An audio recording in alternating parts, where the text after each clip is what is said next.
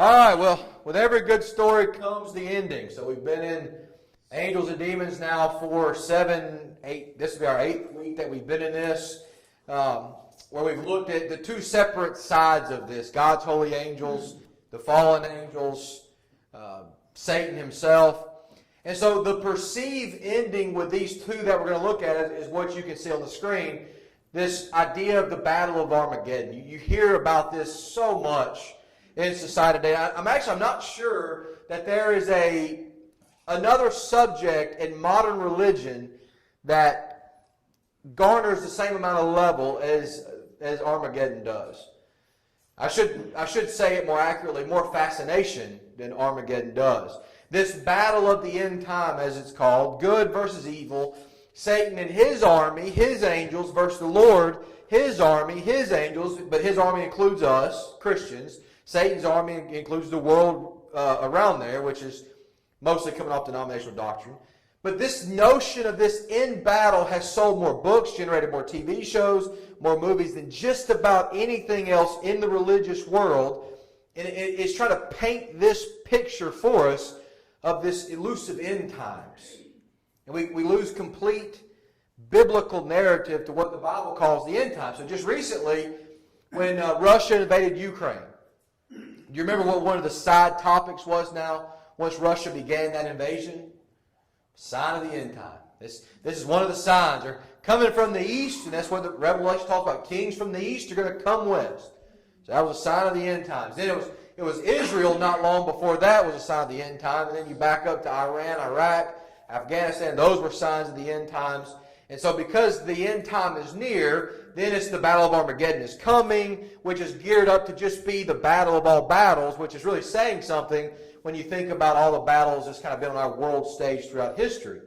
But this is supposed to be the culmination of it all, the final stand of good versus evil.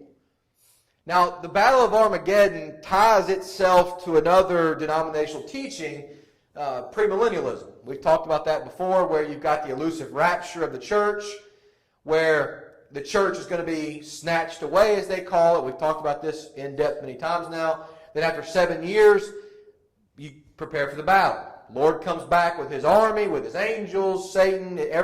Everyone is gathered here at this one location where the battle takes place, and then the Lord will begin his 1,000-year reign, not in heaven where he rules and reigns today, but this is all apparently going to take place on the earth. Now, there are a lot of things that we could discuss on this topic that we're not really going to have time to get into. For example, what we will look at is how much of this is actually supported by the Bible. But what we're really going to focus on more in here is why Armageddon? Why Megiddo, which is what this really is. What did it mean then? What does it mean now? That's what we're going to use to close out our study, because that's the general representation. It's good angels, bad angels, Christians, world. We're all coming together one day for this battle. Or so is said.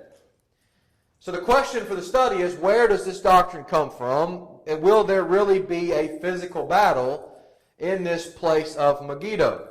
So to answer the question, we're going to turn our Bibles to Revelation chapter 16. And we're going to do some jumping through Revelation tonight.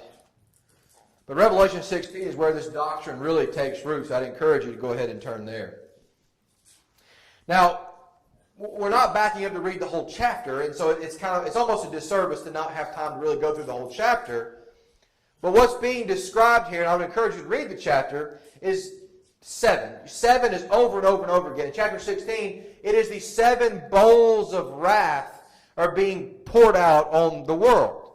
When the Bible mentions wrath being poured out from heaven, we don't really have to wonder very much what's being described here. If the Bible says wrath being poured out from heaven, what do you think that means? Judgment. You don't have to be a Bible scholar to figure this out. Wrath from heaven equals judgment. So judgment is being poured out. So the context that we should keep in our mind because of that is judgment. Judgment is being poured out. Because as you go into a Revelation study, you have to ask yourself one question. What did it mean to the first century Christian? Now, does it have messages and lessons that will translate to us? Well, sure it does. but it was written to a specific group. What did it mean to them? So we're going to look at this, and I've got just a few verses up here. You may have to do it anyways. Yeah, batteries might be going dead. So we're going to look at a few verses in Revelation chapter 16, which will kind of set the context for us around this Battle of Armageddon. So beginning of verse 13, John here writes, and he's writing of a vision that he's seeing. So this is the Apostle John on the Isle of Patmos, and he's getting these visions. So this vision he sees now in chapter 16, verse 13, and I saw 3 unclean spirits like frogs coming out of the mouth of the dragon, out of the mouth of the beast, and out of the mouth of the false prophet. For they are spirits of demons, performing signs which go out to the kings of the earth and of the whole world to gather them to the battle of that great day of God Almighty. Verse 15, Behold, I am coming as a thief. Blessed is he who watches and keeps his garments, lest he walk naked and they see his shame. Now verse 16, here it is. And they gathered them together at the place called in Hebrew Armageddon. Then the 7th angel, verse 17, poured out his bowl into the air, and a loud voice came out of the temple of heaven from the throne, saying, It is done. So for all the emphasis that this word gets placed upon this mystical, magical word, Armageddon, it's used only one time in the Greek New Testament. It's right here in Revelation 16:16. Only time you're going to find it. And what the passage tells us, it is a derivative. We get the Greek Armageddon from the derivative Harmageddon. The har there is, I'll actually break it down for you even more. The har is the breath sound, the Harmageddon. Har means mount. Well, really it means hill or mount. Mageddon means Megiddo. Hill of Megiddo. Mount of Megiddo. Now, Megiddo is a very prominent city, and I'll go ahead and warn you, I absolutely geek out on studying stuff like this. When you actually see, and I'll tell you why, because we're going to cover some of this, we're going to back up in Megiddo 3,500 years and see its prominence. Then we're going to back up from where we are 100 years and see its prominence. It hasn't stopped. And so it's fascinating to study how history was impacted then because of this city, how it's still impacted in our time because of this city, and then what it means from the stance of what's being said here. So you get this derivative, Armageddon, in the Hebrew, Harmageddon, Mount of Megiddo. What would happen in this city, because there is no Mount Megiddo, it doesn't exist. It's actually a valley. It's called Mount because what would happen is this very prominent city would get destroyed over and over and over again. So the conquerors, instead of rebuilding what was there, they built on top of it. Just over and over and over again. Get destroyed, they'd build it up. Get destroyed, they'd build it up. They just kept going so much so that you can actually see it in the topographical image here. You see how it's on a hill? That's in a valley. But it's now 70 feet higher than it was because there are at least 20 cities built on top of each other there. Over and over and over again, they kept building up this. Now it's Megiddo, but you look at it on maps, it's Tel Megiddo. Tel in Arabic just means hill. Hill of Megiddo is all it means. But it's 70 feet higher now because they just kept building it up over and over and over again. This city is a city that was inhabited from 3000 BC in this Jezreel Valley up till today. Jezreel Valley is still inhabited. Now Megiddo's not. Now it's an archaeological site. But you can look in the background. This is all Jezreel Valley. You can see it. It's still occupied. So you've got this city, very prominent city. But why I mention it specifically, especially in a book that's all about symbolism. It's all about apocalyptic writing, just like Daniel is, just the way Ezekiel wrote, Isaiah wrote, writing in this symbolic language. And it is obvious to us when we read Revelation 16 that it's talking about symbolism. John is seeing a vision. This is symbolism. He's not here looking face to face to a literal dragon with frogs coming out of his mouth. The dragon, the Bible tells us, represents Satan, the leader of this demonic army. Then you got the frogs coming out of the mouth of the beast.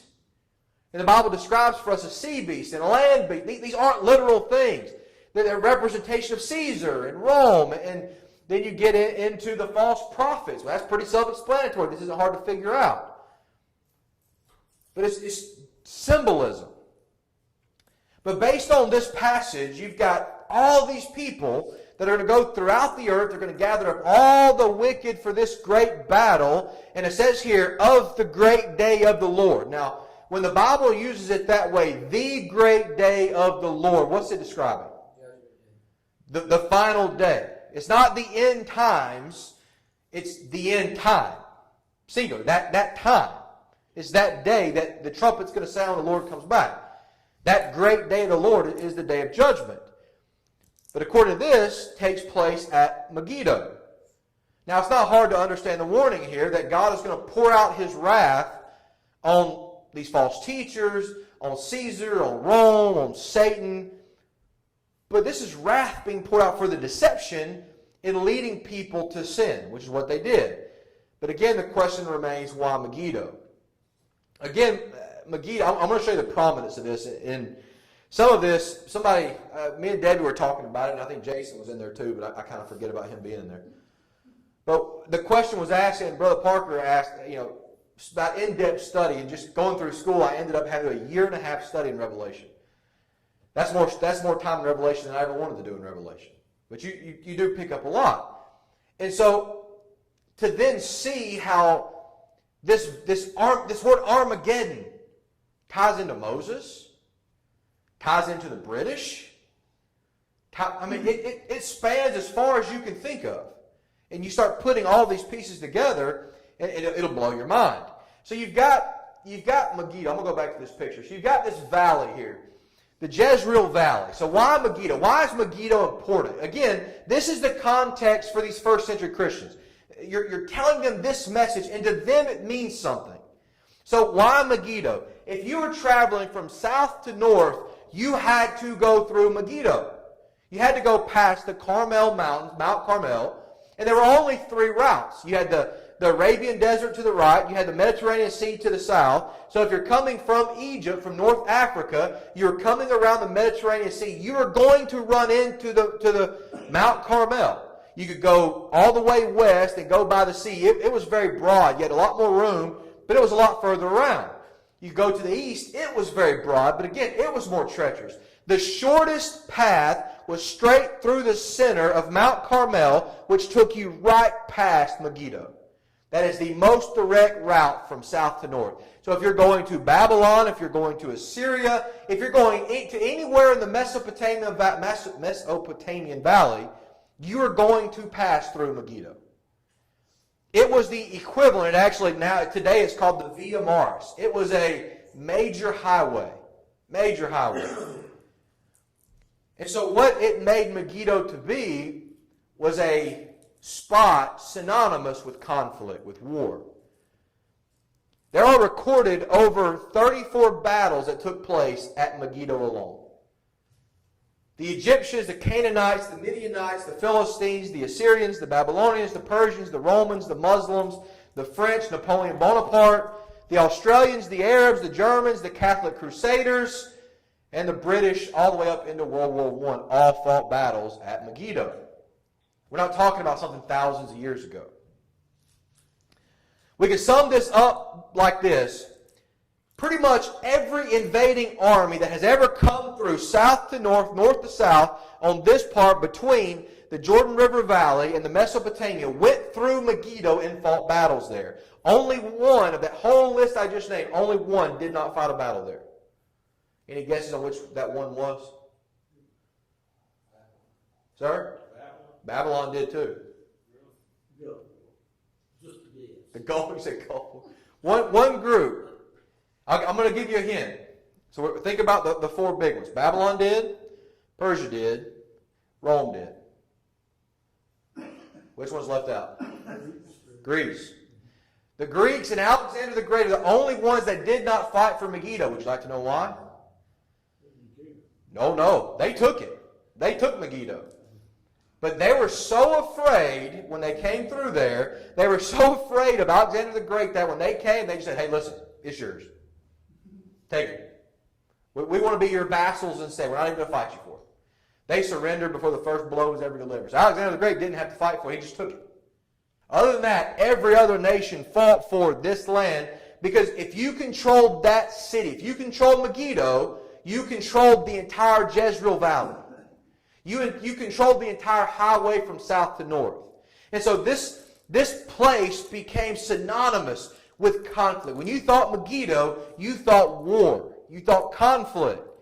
Now, this is where I started to you can kind of see it now, Jezreel Valley there. All right. Brady, can you read that for me? Not the words, the hieroglyphics. Anybody can read the words. I'm not Egyptian, sir. So, this is where I get fascinated with studies like this. So, this is where I really had to shorten my study, and I'm going to be careful and try to watch time on this so this doesn't end up dragging out 2 or 3 more lessons. This is an image from a temple in Egypt called the Temple of Amun, A-M-U-N. And what this references is one of the oldest recorded battle of Megiddo. This is recording a battle of Thutmose III, who fought for Megiddo in 1486 BC. If you're keeping count and you study dates, that's over 20 years before the Exodus. So this is taking place before the Exodus. If it's before the Exodus, would you like to guess what that means or who that means is around? The Israelites are there. And who else? Moses. Moses is there. Now, the inscription here is about Thutmose III, and he's talking about this battle with the Canaanites, because this is the very first battle Thutmose III has here at Megiddo. But what's fascinating to me is, again, to see the history behind this. So I'm going to give you the Cliff Notes version of this. All right. Thutmose III, his mother is Hatshepsut. Hatshepsut is believed to be the daughter of Pharaoh who found Moses in the river. Now, she found Moses in the river at a very young age. She didn't have a child by then, but she has, later on, Thutmose III. And this isn't just a wild hair idea. This is actually going back, putting the dates together. Thutmose III was the Pharaoh at the time of the Exodus.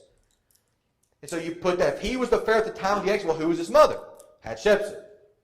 And so you put that together, then that means that she's the one that found Moses in the river. And if she found Moses in the river, he's being raised as her child in Pharaoh's house, and then she has her son, Thutmose III, because her dad's Thutmose I, Thutmose II died as a baby, so now you jump down to third with her child. Guess who was raised in Pharaoh's palace together? Moses and Thutmose III. Which makes me wonder this, did Thutmose III view Moses as a threat? Moses would have been older than Thutmose III. Who do you think was the Pharaoh during the Exodus? Thutmose III. He was the Pharaoh during the Exodus. Oh, he was? Mm-hmm. He died in his reign ended when he died in 1440 BC, and the Exodus was around 1450 BC. He was the Pharaoh of the Exodus. But when you get this power change, so there was a period where Thutmose III was a baby. Hatshepsut became basically Queen Pharaoh because there was no one else. So she was reigning with her baby. But once he became the Pharaoh, the Canaanite kings viewed this as a weak moment. Like, hey, this is the time to attack. If you're going to do it, this is it. So they go up, they assemble their armies at Megiddo. But when Thutmose III, he's meeting with his army, they're going to have to go. They can't just accept that. They've got to go fight for Megiddo. That's the only way you can control the Jezreel Valley. So he fights. He's talking to his leaders of the army. They're telling him, hey, we need to go west. We need to go east. We can take the broad route around the Jezreel Valley. He's the one that actually says, no, we'll take the Must Pass, which takes you right through the center, right to Megiddo. We'll catch them by surprise. That's what they do. They make up all this time. They go through the night. They get there. As soon as it's daylight, they rush through this pass straight into Megiddo, and they overtook them. And according to the inscription, they lost like 5 horses. That's all they lost. They just ran right over the Canaanites in Megiddo. They took it like it was nothing. Now, I tell you that not to just give you a history lesson, because you may not like history like I do in this. But this is what's so fascinating. This is what makes me question how people doubt the Bible. Stuff like this. Because I told you it goes all the way from 1480 BC all the way up to our history. So when you look at the end of World War I want you to see how this goes full circle. At the end of World War I, the British, they fought a battle versus the Ottomans for Megiddo. And you can read all about it. It's documented very well in history. The British are fighting under the general Edmund Allenby. And you have this very decisive battle that takes place here. And he's coming from the south, just like Thutmose III did. So he's got to go through the Jezreel Valley to get to Megiddo. He's got to go through the Mount Carmel mountain range to get to Megiddo. But here's the thing. Allenby knew the story of Thutmose III. He knew what happened at Megiddo. In fact, he was interviewed later on, and he said two things he always had with him was, one, his Bible, and two, a Holy Land geographical book that one of these people that actually interviewed him wrote that talked about what Thutmose III had done. So he doesn't try to recreate the will. He does exactly what Thutmose III does. He runs right through the pass, takes out the Ottomans almost immediately, doing the same thing they did. It was one of the most decisive battles at the end of World War I, following the exact pattern that Thutmose III did 3,000 years prior. And so I just found that interesting. He said, I always have my Bible and this geography book. Now, it's interesting because he was actually a pretty well-trained Bible scholar. So when they're writing about this, and he's talking about Megiddo and what took place and how he knew the history, would you like to venture and guess what word they wanted him to use? Armageddon. They wanted him to use Armageddon. And he actually chastised them in a sense, talking about people's ignorance to what it actually means. He wouldn't use Armageddon. He said because there's a biblical illiteracy to what Megiddo really means and what this idea of Armageddon means. So Megiddo is not just a place of old ancient battles. It comes up to our time in 1911. Now, again, that may be more than you bargained for, but to me this is very fascinating. So my question is that knowing that Megiddo is symbolic for war, for just constant conflict. There is no place, Winston Churchill had a quote, I should put it up here. He said, in no other time in human conflict has so much been fought for so little. This little piece of land, everybody's fought for it. Because again, it controls the whole valley. So my question is, do you think the first century Christian reading this did not know exactly what was meant by using the word Megiddo? You don't think they knew what that represented? They knew exactly what it meant because they knew the history of the city. It was another way of saying this great war. And again, the reason this is symbolism is because he's writing from prison and he's writing about Rome, but you can't have the Roman soldiers know what you're writing about. So this is all symbolism. So instead of saying, hey, there's a great war coming, there's this great war that is, you talk about Megiddo, which is symbolic for the same thing. I mean, their history is wrapped up in this place. Deborah and Barak, they won their great battle against Sisera here. Saul and Jonathan both died here.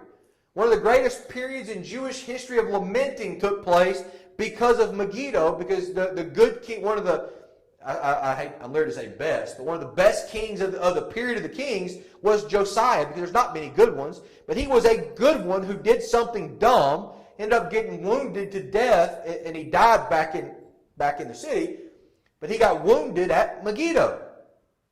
And so there's this great lamenting about, oh, what took place in Megiddo. It's all about this city. So with all that as our backdrop, I want to go back to our text. They gathered them together at Megiddo. Well, who is the them that's going to be gathered? Who's going to be there for the battle? Y'all have heard all these teachings and different things, just like I have. Who all do you hear is going to be at Megiddo? Or I'm sorry, Armageddon. Angels and demons. The angels and demons. It says kings of the earth and kings of the earth, and what was the last part? And the whole world. And the whole world. It's not 15,000, 20,000. It's the whole world. This is supposed to be the end-all, be-all battle, right? I mean, the whole world is going to be here. And so if you back up, so again, we're not going verse by verse through Revelation to be able to get the full context. When you back up to Revelation 12, we talked about this. This is the fall of Satan, where it says that he got swept out of heaven, or he got kicked out of heaven, and a third of the stars got swept out with him. And we stopped reading there because, okay, well, that's where Satan fell. Well, would you like to guess what happens if you go back and keep reading in Revelation 12? What happens in verse 13 and following? The chapter doesn't end with it saying he got kicked out of heaven. If you keep reading, it says that once he fell to earth, well, then he just started trying to destroy people. He talks specifically about trying to destroy the woman, the mother of the child, and that child is capital C. So we like to guess, we don't have to think too hard about who that is. Be Christ. But it's Satan trying to destroy people. So the battle didn't stop in heaven. When Satan got kicked out of heaven, the battle it became the earth. It was in the Garden of Eden. It was at the birth of Christ. It still takes place in this world today. But then we turn the page from Revelation 12, and you see the other side. Well, I'm sorry, we ain't got that. That's 14. Verse 13, they're kind of giving you this illustration. So here's the battle unfolding for us. And you tell me if this is symbolic or are we really looking towards a battle that's coming. So verse 13, we're getting one side. We're getting our left side. Jesus said, goats to the left, sheep to the right. That's how we're going to call it. We're getting our left side battle players right now.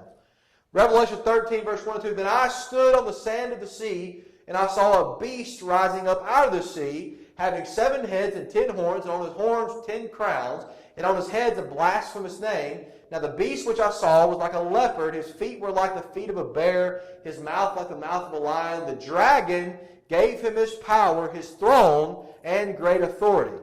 I wonder if we all put our heads together really hard, if we couldn't figure out exactly who this is talking about. I just said we've got to put our heads together really hard. Don't ruin it. Sorry. Well, no, but now it says the power came from the dragon. Well, who does the Bible tell us in Revelation the dragon is? Satan. He is the dragon. And now, again, first century Christian context. Who did the dragon give power, his throne, and great authority to? The Emperor of Rome. Nero. Then Domitian was like Nero incarnate. The only one as evil as Nero was Domitian. I mean, you can argue Vespasian wasn't far behind, but Nero and Domitian were arguably the two most wicked against the church. They killed more Christians than, well, until you get to the Crusades, I guess. But that's our left-hand side. So you've got Satan, you've got his army, you've got Rome, you've got the emperor. Well, now we come to Revelation 14 and we meet the right-hand side. See, I mean, it's like if you were looking at a ring, you got the announcer standing in the middle. Now this side, you got the dragon, and now over here, Revelation 14:1. Then I looked and behold a lamb, capital L. Who's that? Jesus Christ. Behold a lamb standing on Mount Zion, and with him 144,000 having his Father's name written on their foreheads. Now, before you get too excited and think that you are part of the 144,000, you are not. The 144,000 described are Jewish, and they are virgins. That does not describe you. Ladies, you're out automatically. If you're not Jewish, you're not a virgin, it does not describe you. So chapter 14 tells us about the battle. But then what's so odd, 16 is where we're getting the description that they're gathered together at Megiddo. But then verse 15 is the victory, chapter 15 is the victory song.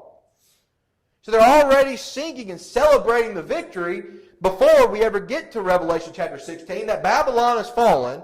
Well, Babylon had fallen long before the first century Christians. So when Revelation talks about Babylon, this great oppressive city, again, if we put our heads together really hard, who do you think it's describing? Rome. Rome is the context. And so then you got this great victory song over Rome. Oh, Babylon has fallen. Then you turn to chapter 16. They are gathered together at Megiddo. We keep reading to chapter 19, and we're given the result. It's already telling us what happens. So we're still looking for some great battle to come, and he tells us what happens.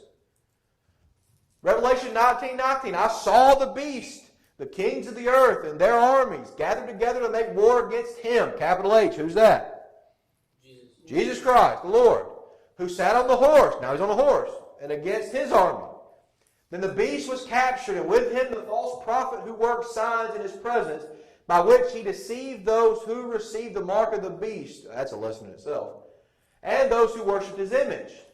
These two were cast alive into the lake of fire burning with brimstone, and the rest were killed with the sword which proceeded from the mouth of him who sat on the earth, and all the birds were filled with their flesh. Now, here's my question. Is John telling us that there is going to be a literal battle coming to be fought at Megiddo between Jesus, his 144,000, his army, he's on his white horse, his angels are coming, which apparently, by the way, if we're going to make this literal, Jesus has to have a literal sword coming out of his mouth and must be sitting on a literal white horse. It's all figurative. It's talking about the sword that Jesus has hanging out of his mouth. That's his word. I mean, the New Testament tells us that over and over again. His word is that sword. Did you have your hand up? The glare got me. I'm sorry. Well, but then it also means, again, if you're going to make this literal, that there's a literal two beasts with multiple heads and armies and angels. Those that have the mark of the beast, which again, that's another study that just blows people's mind, because Revelation 13 says the mark of man. And then you keep reading at the end of Revelation 13, you get to the emphasis on 666, and that just blows people's minds to hear any conversation about 666, because it's like, well, that's literal. 666 is literal. So if we encrypt the word and we go into the Greek and we get the number that correlates to the words, Nero would make 666. Hitler would make 666. Somebody was putting this together one time of all the different words you can make be 666. I think a milkshake or something could make 666. I mean, you can put all kind of crazy words and get to 666. You just got to be able to add. Get all the letters and put them together. So, again, Clef Note version of this. 6, all numbers are symbolic. 6 to the Jew meant doom.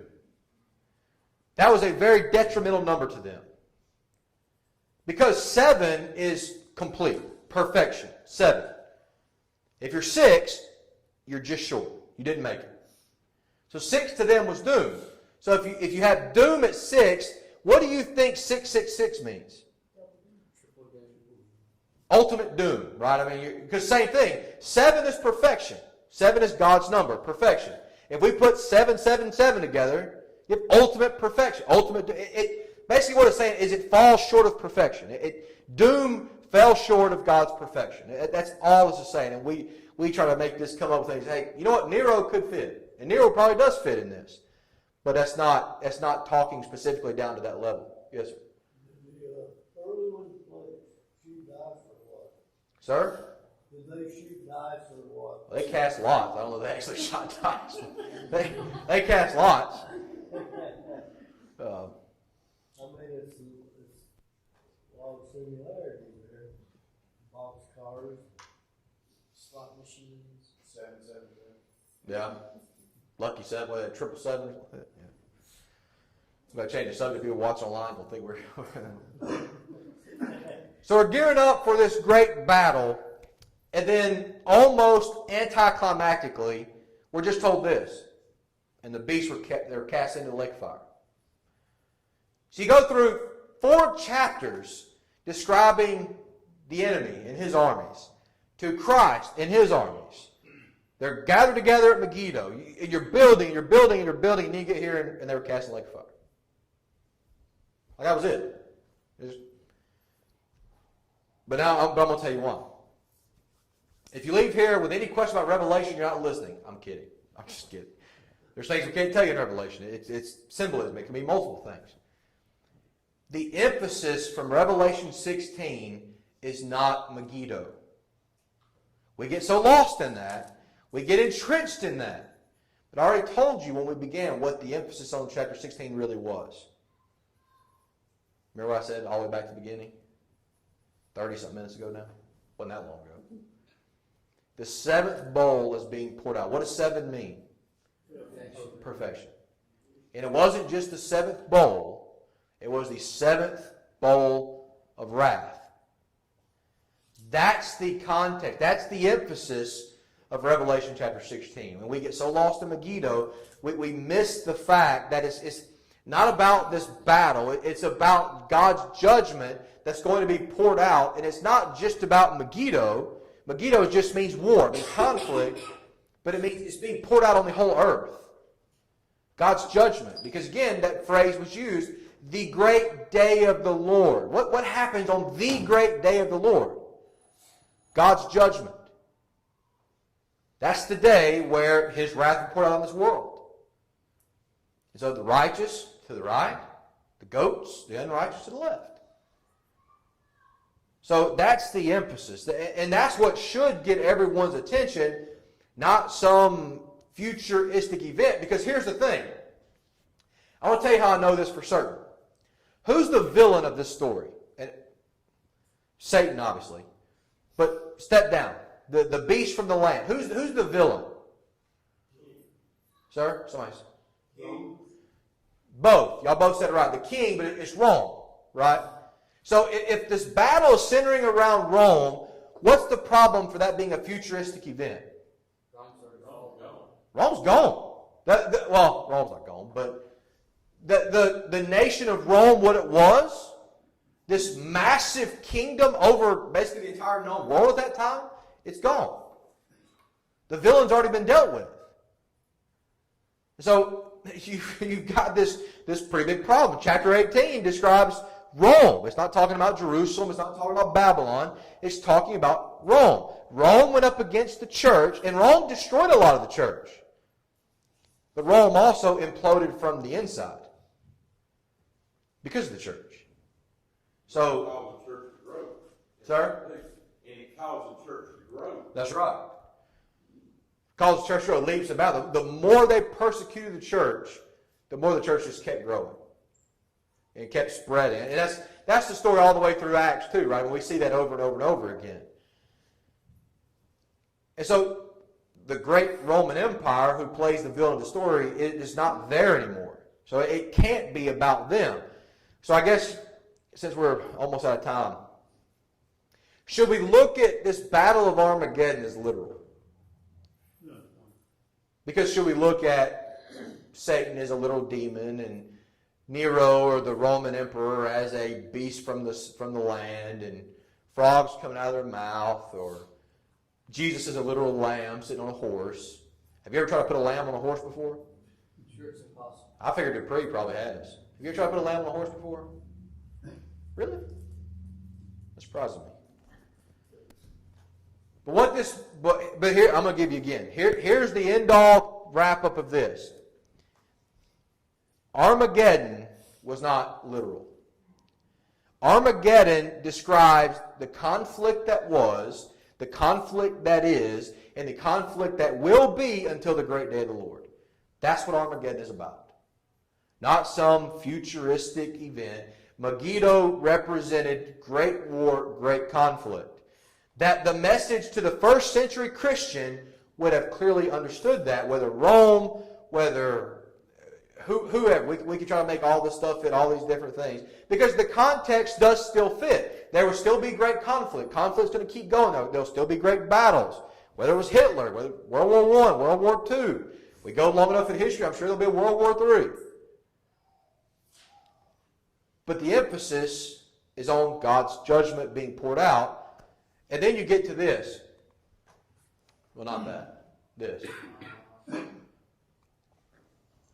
It's telling us, so we say, is Armageddon really a big deal? Like, is this really worthy of our study?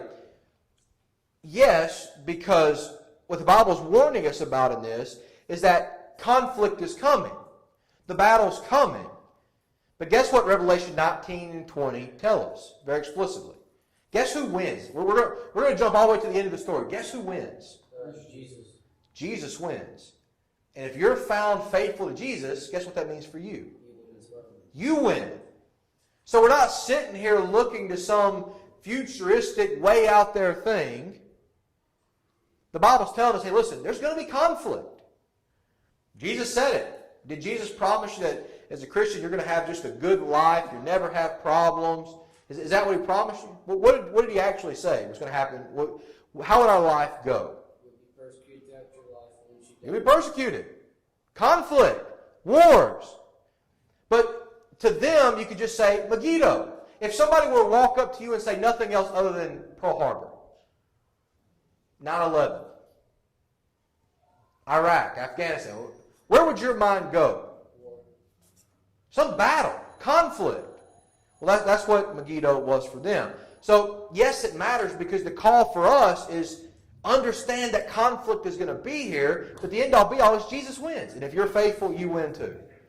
All right, any question? I know we're out of time, but any comments, questions? Jude 14 gives us a good idea on what's going to take place. 14 and 15. You got it handy? Pardon? You got it handy? Yeah. Now, Enoch the seventh from Adam prophesied about these men, also saying, Behold, the Lord comes with 10,000 of his saints to execute judgment to all, to convict all who are ungodly among them of all their unjust deeds which they have committed in an ungodly way, and of all the harsh things which ungodly sinners have spoken against him. Now, you take that, and I'm going to give you a symbolic, apocalyptic way you just said that. And the seventh bowl was poured out from heaven. I'm saying the same thing you are, but I'm saying it symbolically. That the seventh bowl of wrath was poured out from heaven. It's all describing God's judgment. But they did it using symbolism and apocalyptic language. So you're absolutely right. Any other questions, comments?